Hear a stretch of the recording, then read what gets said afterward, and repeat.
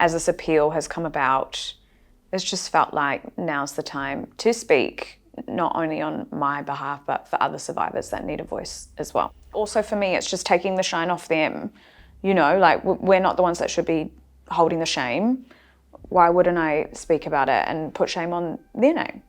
They're the ones that should be carrying it. So, yeah. It's just been a long healing journey, and it's going to be one that's going to continue for the rest of my life. I think there's absolutely certain things and activities and places that I just don't enjoy in the same way that I maybe once used to. I guess that also comes with growing up and being a bit older now too, but I can directly associate, you know, going out and drinking or being in bars with how it felt being back then and being unsafe in my own backyard, and now still not wanting to do those things because that was my experience and it's just not the same for me anymore. My hope for this is just one person hears it that needs to. I'm not looking to go and change the world, but if the right person hears the right message coming from my mouth and that helps them, that's my job done. You know, our first impression of each other was our victim impact statements. So that was a really powerful moment in itself, and then to hear everyone's stories and then to build connections. We obviously always had a connection between us just without knowing. So I actually couldn't imagine life without your support now or without the other girls' support. Yeah, like it's empowering. And generally speaking, a sexual assault case would be an isolated event for a singular person. So having a network that we've been able to build from it feels special. Yeah, there's a silver lining. Yeah, getting to meet everyone, and like we went for drinks after the sentencing. The sentencing, and just hearing everyone else's stories and hugging and crying. And we watched the 6 p.m. news together and watched the case be on the news. That was a powerful moment. For me this time round, it felt different. I felt like there was a different intention behind actually being there and being there with the other survivors of the story. Last time round, obviously we did it all not knowing anyone else involved. So having the support of the other girls there was really lovely. I think we're fortunate in a case like this to have each other. So going in there today for me felt more intentional. And like I wasn't as scared this time round. I feel like there were still lots of unknowns, but it didn't feel as daunting. Yeah. Yeah, I think much the same. It's nice. This is the first time we've ever gone into court knowing each other. So that definitely felt different. Like we were at dinner last night planning our court boss outfits. I don't know if I can say but that's what they are.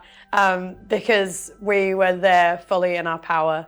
And while we didn't have anything to add, or, you know, we went up on the stand or anything, still it says a big statement that we're there, making sure that justice remains as served. I think that says a lot to a judge, that we care so much that these men stay behind bars. A lot of the reflection that I've done, I mean, my time's not over as a survivor, it never will be, but of being a survivor and seeking support as a survivor and talking more about it, I think there has been a shift in people's ability to receive it. I'd say for anybody who is trying to help somebody through this I think about like, people will go, oh, what support have you got around you straight away after the fact? But needing support isn't linear on something like this. Like, yeah, we're gonna go and have a day for ourselves tomorrow, which is lucky us, but there will be days in weeks, months, years to come where we'll crumble because of this. And I think it's just people having that understanding that that pathway isn't linear. It's not like you just need support around the time that it happens. There could be anything that brings you back to this moment. Like the lawyer said one thing in court today, and I told them afterwards, it took me back to an exact time in Mama Hooch while I was sitting in the courtroom. Like it could just be how someone says something. I think just being cognizant of that. And on the other side of that to other survivors is the world is changing. People are we're talking more about it, people are becoming more cognizant and more aware that the likelihood of the people around them having been sexually assaulted is actually really high. And I don't think as a society we've understood that to the extent of the reality of what this issue is. The thing that I'd like survivors to know is that there are people who will be kind with your story and will listen and will believe you and will help you find your strength again. It's just finding those people.